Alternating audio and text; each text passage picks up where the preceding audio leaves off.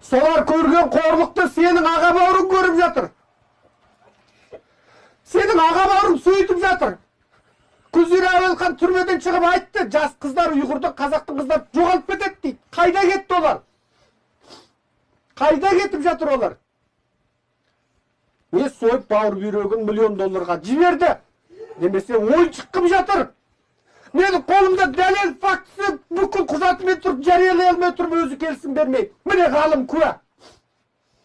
Қазақтың 19 жастағы жас қызын тепкілеп, 2 бұтының ортасында темір салып, жатырын жыртып жіберген жатырының суреті тұр менде.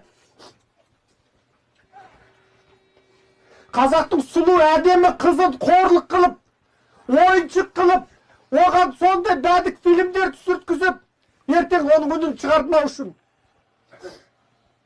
ішкі